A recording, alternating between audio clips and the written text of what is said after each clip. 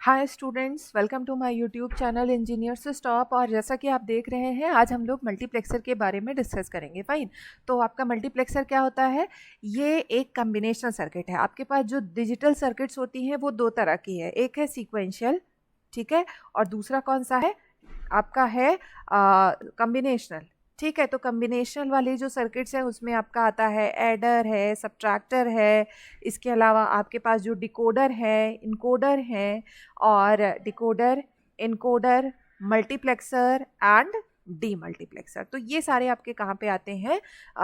Combination circuit के part हैं। अगर हम सीक्वेंशियल की बात करें तो यहाँ पे आपका आएगा फ्लिप फ्लॉप, लैचेस, ठीक है, रजिस्टर्स, काउंटर्स, ठीक है, ये सारे कहाँ पे आ जाते हैं आपके सीक्वेंशियल सर्किट में। और डिफरेंस के बारे में हमने ऑलरेडी बात कर रखी है। तो मल्टीप्लेक्सर का सबसे पहला पॉइंट कि multiplexer is a combinational circuit. ठीक है, क्या है ये? Combinational circuit. और इसकी अगर मैं बहुत बेसिक डेफिनेशन दूं तो इसका मतलब ये है कि जो आपका आउटपुट होगा वो इनपुट के फॉर्म में रिप्रेजेंट होगा।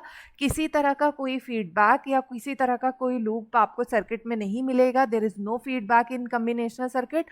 और किसी तरह का मेमोरी एलिमेंट यहाँ पे नहीं प्रोवाइडेड होगा। तो ये हो गया हमारा बेसिक चीज। ठीक है, अब डेफिनेशन देखते हैं।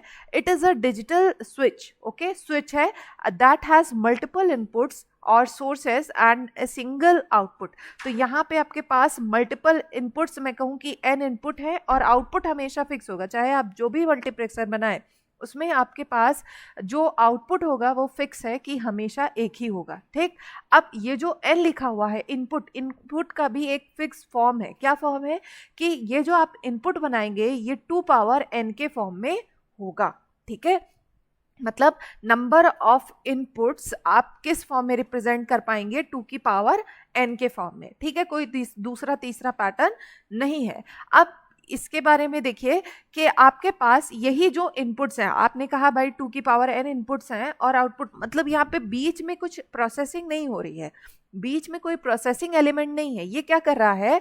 मल्टीप्लेक्सर का काम है कि ये जो आपके पास अवेलेबल इनपुट है, ठीक है, कई सारे इनपुट आ रहे हैं, आप इसको ऐसे अज्यूम करिए कि यहाँ पे ये आपके पास इनपुट्स हैं। ठीक है, मान लो मैंने 8 इनपुट्स लगा दिए। ठीक, और यहाँ पे एक लगा है स्विच। ठीक है, जैसे आपका ये स्विच क्या करेगा, एक टाइम पे एक इनपुट से कनेक्ट हो जाएगा। ठीक है, और वही मतलब इनपुट को ही आउटपुट पे पास कर देगा, कोई प्रोसेसिंग नहीं होती। ठीक, अब ये किस बेसिस पे इनपुट को सेलेक्ट करेगा और आउटपुट बनाएगा, that depends on the selection line. इसके लिए हम किसका यूज करते हैं? सिलेक्शन लाइन का। तो अगर हम सिलेक्शन लाइन की बात करें तो आप अगर कह रहे हैं कि हमारे पास हम 2 पावर 3 क्रॉस 1 मल्टीप्लेक्सर बना रहे हैं। ठीक, मतलब अगर मैं इसे डायरेक्टली लिखूं तो 8 क्रॉस 1 मल्टीप्लेक्सर अगर आप बना रहे हो तो नंबर ऑफ सिलेक्शन लाइन कितनी होंगी? 3, क्योंकि 8 को हम कैसे रिप्रेजेंट कर सकते हैं? 2 पावर 3। ठीक है, तो जो वैल्यू यहाँ 2 की पावर में लगी हुई है वही आपके नंबर ऑफ सिलेक्शन लाइंस को डिनोट करेगी। एक दूसरा अगर एग्जांपल मैं छोटा सा लूँ तो मैंने कहा मुझे 4 क्रॉस 1 मल्टीप्लेक्सर डिजाइन करना है और आपसे पूछा कि कितने नंबर ऑफ सिलेक्शन लाइंस की जरूरत होगी। तो पहले आप इसको लिखिए 2 के फॉर्म में, 2 पावर 2 इंटू क्रॉस 1। ठीक है, तो आप क्या कहेंगे? नंबर ऑफ सिलेक्शन लाइंस 2 हो जाएंगी। ठीक है, जो भी 2 के पावर में लगा है। 16 क्रॉस 1 की बात करें तो 16 क्रॉस 1 की बात करें तो 2 की पावर 4 क्रॉस 1, तो number of selection lines are 4। तो ये हुआ सिलेक्शन लाइन की बात। अब देखिए हमने जो बताया था कि ये आपका किस तरीके से काम कर रहा है, स्विच की तरह। यहाँ पे मान लो यहाँ पे एक स्विच लगा हुआ है जो आपके पास इनमें से एक इनपुट को सेलेक्ट करता है और वही आउटपुट में पास कर देता है। ठीक, अब ये डिसीजन कौन लेगा कि कौन से इनपुट पे ये जो स्विच है ये कहाँ पे जाके कनेक्ट होगा? ये किस पर डिपेंड करता है? सिलेक्शन लाइन पे। और सिलेक्शन लाइन कैसे बतानी है ये आपको मैंने ऑलरेडी बता दिया। तो ये आपका मल्टीप्लेक्सर का ब्लॉक डायग्राम है। अगर आप ऐसे रिप्रेजेंट करते हैं तो बहुत अच्छा है। अब ये इसको रिप्रेजेंट करें भाई, इनपुट आपके पास ज़्यादा है, ठीक है, लेकिन जो आउटपुट है वो 1 है, इसीलिए इस तरह का वो दे दिया गया है स्लोप। तो आप इसको ऐसे भी बना सकते हैं, एक सिंपल बॉक्स बनाइए।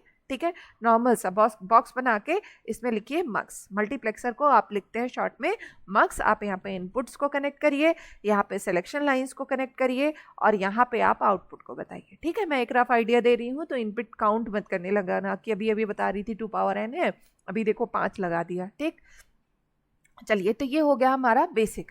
अब नेक्स्ट पॉइंट पे आते हैं। भाई हमने ये बता दिया कि इसमें मल्टीपल इनपुट है, सिंगल आउटपुट है, and the select lines determine which input is connected to the output, जैसा कि मैंने अभी अभी आपको बताया।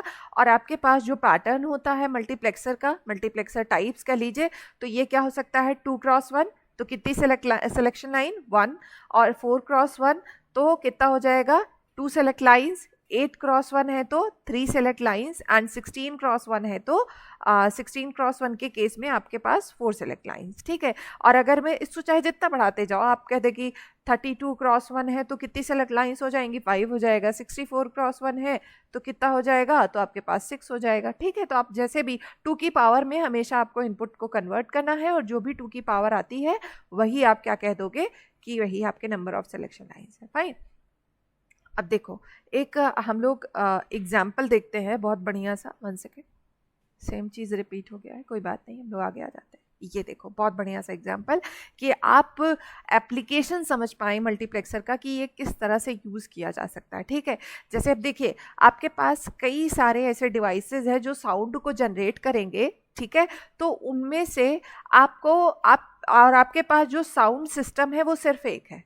ठीक है, तो आप कौन से वाले सिस्टम में, मतलब कौन से वाले सोर्स से साउंड कनेक्ट करना चाहते हैं, उसके लिए बीच में आप मल्टीप्लेक्सर यूज कर लीजिए। तो आपका मल्टीप्लेक्सर किस तरीके से काम करेगा, सिलेक्टर। तो अब देखिए आपके पास सोर्सेस क्या क्या है। आपके पास एक MP3 प्लेयर है, आप उससे साउंड जनरेट कर सकते हैं, लैपटॉप है से साउंड जनरेट कर सकते हैं, डिजिटल सैटेलाइट से साउंड जनरेट हो सकता है, डिजिटल केबल टीवी से आप साउंड जनरेट कर सकते हैं। तो हमने क्या किया, इन सारे इनपुट्स को कहाँ पे कनेक्ट कर लिया, मल्टीप्लेक्सर के इनपुट पे कनेक्ट कर लिया।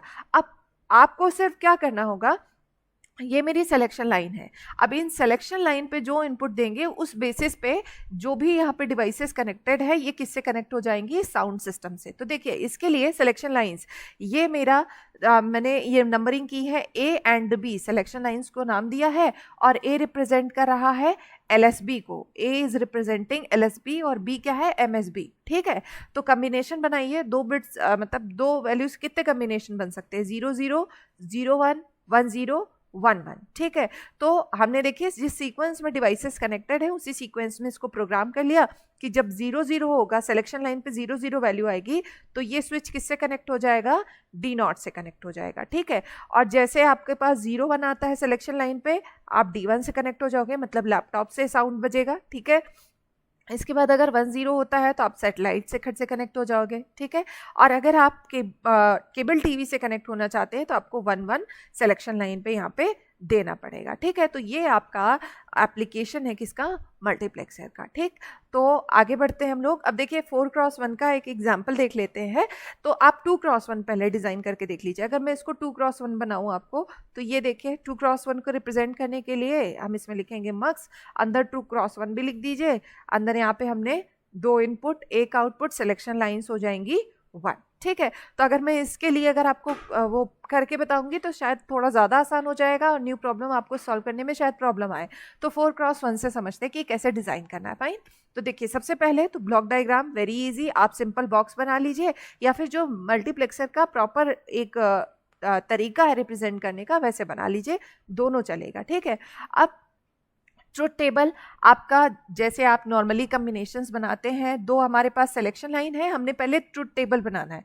ट्रुथ टेबल बनाने के बाद हम एक्सप्रेशन लिखते हैं, और एक्सप्रेशन के बाद हम इसको किस में कन्वर्ट करते हैं, इसको डिजिटल सर्किट में कन्वर्ट करते हैं। ठीक, तो आप मल्टीप्लेक्सर का आपके पास डायरेक्ट चिप भी आता है, मतलब इसका खुद का अपना चिप होता है, आप उसको यूज़ कर सकते हैं, और अगर आप चाहें तो लॉजिक गेट्स को भी यूज़ करके इसको इम्प्लीमेंट कर सकते हैं, पर वो मोस्ट ऑफ द टाइम हम डायरेक्ट हमारे पास जो चिप होती है उसी को हम यूज़ करते हैं। फाइन, तो चलिए आगे बढ़ते हैं हम लोग। देखिए तो कम्बिनेशन 0 0 से आप मतलब 2 बिट से क्या बना सकते हैं, 0 0 0 1 1 0 एंड 1 1। ये देखिए हमने कम्बिनेशंस बना लिए, और जैसा हमने कहा था अभी प्रीवियस एग्जांपल में कि 0 0 पे D0, 0 1 पे D1, 1 0 पे D2 एंड 1 1 पे D3। अब पहले एक्सप्रेशन लिखना सीखो। देखो अब y को कैसे रिप्रेजेंट करेंगे, y इज इक्वल्स टू, बहुत ध्यान से समझिएगा, a और b की वैल्यूज़ क्या है, दोनों की वैल्यूज़ क्या है, ज़ीरो है। अगर आपके पास जो भी यहाँ पे आप वेरिएबल्स ले रहे हैं इनकी वैल्यू आपको ज़ीरो मिल रही है तो आप इसको कॉम्प्लीमेंट के फॉर्म में लिखेंगे, like A not and B not, या ए बार और बी बार, जो भी आप बोलते हो, ठीक है। इसके साथ इनपुट को भी तो दिखाना पड़ेगा। तो जब आपका A not and B not selection line है तो इनपुट कौन सा इनपुट आउटपुट में जा रहा है, डी नॉट, तो इसको भी हम साथ में यहाँ पे मेंशन करेंगे, ठीक। अब प्लस, ठीक है। नेक्स्ट हम आते हैं, अब अगला क्या हो गया, B not and A not. मेरे ख्याल से समझ में आ रहा होगा, बी की वैल्यू क्योंकि जीरो है इसलिए हमने इसको क्या किया, B complement and A simple रख दिया क्योंकि ए की वैल्यू तो 1 है। और इसके साथ इनपुट कौन सा है, इसके साथ आएगा D1। इसी तरह अगले की बात करें तो हमारा है 1 0, तो मतलब B हमारा नॉर्मल हो जाएगा और A का कॉम्प्लीमेंट हो जाएगा और इनपुट कौन सा वाला आएगा, D2, ठीक है। प्लस अब लास्ट वाले पे दोनों ही वैल्यूज 1 1 है तो ये हो जाएगा A B एंड D3, ठीक। सीक्वेंस से कोई फर्क नहीं पड़ता, हम इस सीक्वेंस की बात नहीं कर रहे हैं कि ये क्या, इस सीक्वेंस से फर्क नहीं पड़ता। आप चाहे ए को पहले लिखो, चाहे बी को पहले लिखो, चाहे डी को पहले लिखो, ठीक है। चाहे इनपुट को, चाहे वैल्यू को किसी भी तरह से आप लिख सकते हैं, ठीक है। चाहे आप ए बी लेके चलिए, चाहे बी ए लेके चलिए, ओके।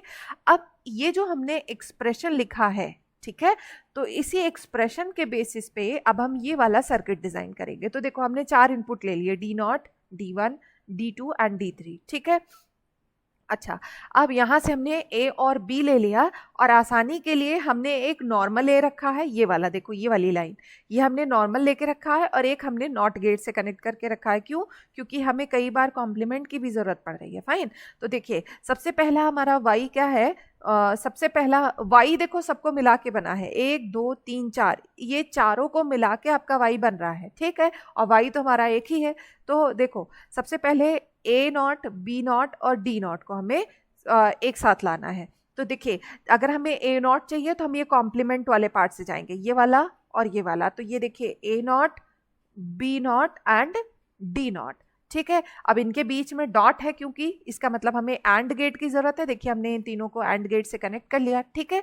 अच्छा, अब इसी तरह दूसरा एक्सप्रेशन हमारा क्या है, बी नॉट एंड ए, मतलब ए जो है हमें ये वाली लाइन से चाहिए, ये देखो, ठीक है। और दूसरा वाला जो ए है, जो बी है वो कॉम्प्लीमेंट चाहिए, तो हम बी के लिए ऐसे जाएंगे, ये देखो ये आ गया और इनपुट वाला हमारा D1 भी आ गया, ठीक है। अभी मैं क्लियर कर दूंगी तो आप देख भी सकते हैं, ठीक है। और ये हमने एंड गेट से कनेक्ट कर लिया, ठीक, ये दोनों हो गए। अब हम तीसरे पे आते हैं, B and A complement, B and A complement. तो B तो हमारा नॉर्मल है, ये देखो, एंड A कॉम्प्लीमेंट ये वाली लाइन से जाएगा, देखो क्लियर करके भी दिखा देते हैं। A कॉम्प्लीमेंट, ये देखो कॉम्प्लीमेंट चाहिए तो नॉट गेट वाले से जाएंगे, और जब हमें कॉम्प्लीमेंट नहीं चाहिए तो नॉर्मल वाले जाना है तो ऐसे जाएंगे, ये देखा। फिर इसके साथ D2 कनेक्टेड था तो हमने देखो D2 को यहाँ से ले आए, ये हमारा एंड गेट से कनेक्ट हो गया। अब लास्ट वन दोनों ही हमारे पॉजिटिव है, मतलब 1 1 है, तो हमें कॉम्प्लीमेंट बिल्कुल नहीं यूज़ करना है। तो दोनों का हमारा ये देखो, यहाँ से ये वाला आ रहा है और यहाँ से ये वाला आ रहा है, ये हमारा हो गया D3, ठीक। अब ये हमने ये सारी चीज़ों तो फाइंड कर ली। अब इनके बीच में क्या है, प्लस, प्लस के लिए क्या यूज़ करते, और गेट। तो देखो सबको उठाया और हमने मिला के क्या बना लिया, और गेट से कनेक्ट कर लिया, हमारा वाई क्रिएट हो गया। इसी तरह आप 8 क्रॉस 1, 16 क्रॉस 1, सबसे पहला स्टेप हमेशा आपको क्या करना है, पहले आप ट्रुथ टेबल बनाओ, ब्लॉक डायग्राम बनाओ, ट्रुथ टेबल बनाओ। ट्रुथ टेबल को देख के आप एक्सप्रेशन लिख लो, एक्सप्रेशन लिखने के बाद आप सर्किट आराम से बना लोगे, ठीक है। तो आई होप आपको ये समझ में आया होगा। मल्टीप्लेक्सर बहुत ही आसान है, आप इसको जब COA पढ़ने चलेंगे या DLD पढ़ेंगे या एग्ज़ाम जो भी देंगे कंपटीशन के, तो मल्टीप्लेक्सर से रिलेटेड बहुत सारे क्वेश्चंस बनते हैं। तो अगर आपको वीडियो पसंद आया हो तो आप मेरे वीडियो को लाइक करिएगा, मेरे चैनल को सब्सक्राइब करिएगा और दोस्तों के साथ ज़रूर शेयर कीजिएगा। Thank you guys, thank you for watching, bye bye, take care.